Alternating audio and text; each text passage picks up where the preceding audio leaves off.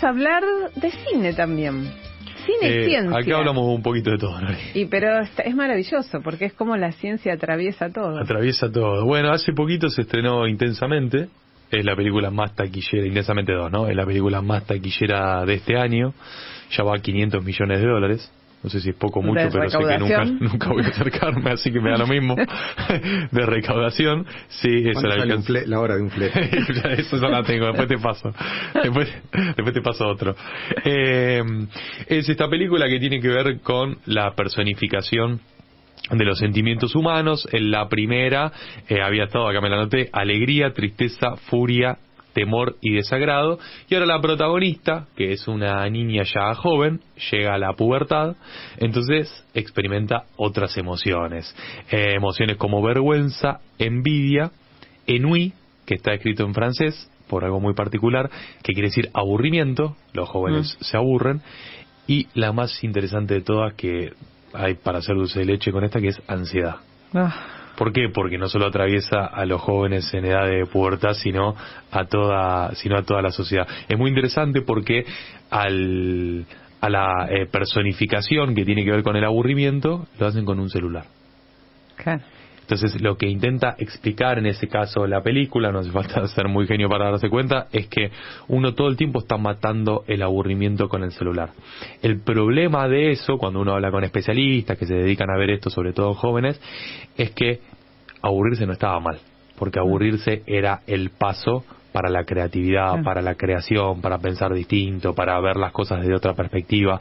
Cuando uno elimina ese espacio del aburrirse, todo el tiempo está recibiendo inputs, todo el tiempo está recibiendo nueva información que no le permite en ningún momento...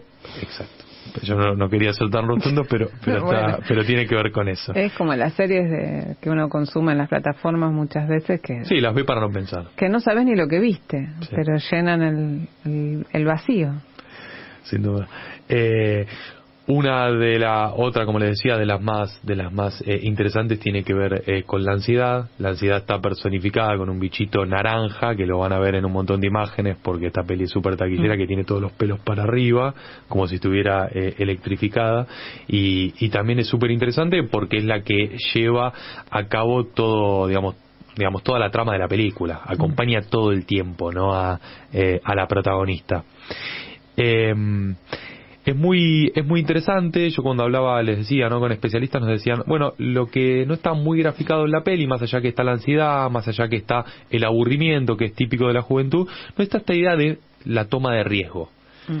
Y yo cuando me decían eso, inmediatamente pensaba, bueno, lo que explicaban los especialistas es, no está la toma de riesgo, que es una característica muy esencial de ese, de esa etapa. La audacia.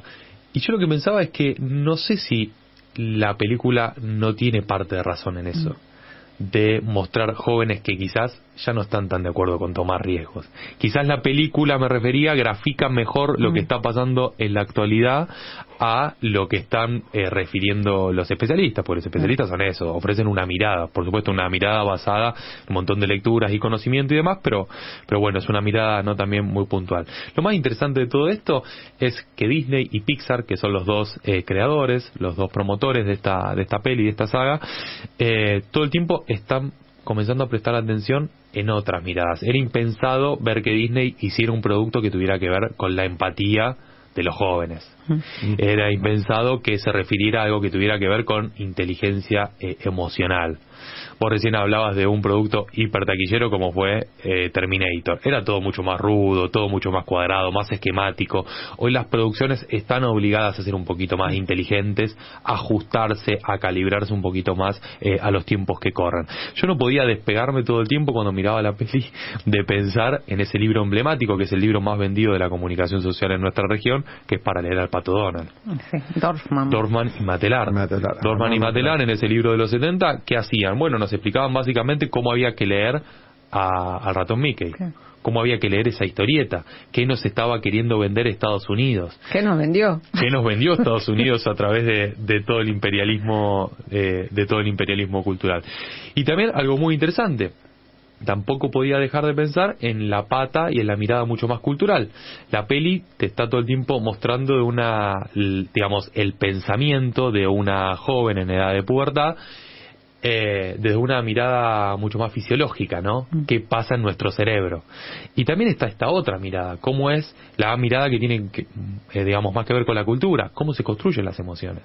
Porque lo que no se dice en la película es que muchas veces lo que pasa en el interior de una joven o de un joven tiene que ver con lo que pasa en la cultura. De manera que, como dicen muchos muchachos, como David Le Breton, que es otro de los franceses que a mí me gusta leer mucho, que es el padre de la antropología de las emociones, que dice, ojo que lo que tiene que ver y lo que juega adentro tuyo en realidad tiene que ver con tu cultura. Entonces vos te reís en momentos muy puntuales y llorás en momentos muy puntuales. Y sobre todo no mostrás las emociones en momentos muy puntuales, es decir, casi nunca. La gente que muestra sus emociones está mal vista. Enseguida te tildan de demasiado afectuoso si es que te reís o abrazás mucho, o que estás loco si te la pasás llorando. Entonces hay un tema ahí cultural que no es abordado en la película. Está bien, a Disney no le podemos pedir todo, pero me parece que es interesante prestar atención a ese tipo de cosas. Más allá de todas las críticas que tuvo la película, porque desde la ciencia tuvo un montón de críticas por esta idea de que siempre se le dice a estos productos culturales, ¿no? Bueno, le falta complejidad.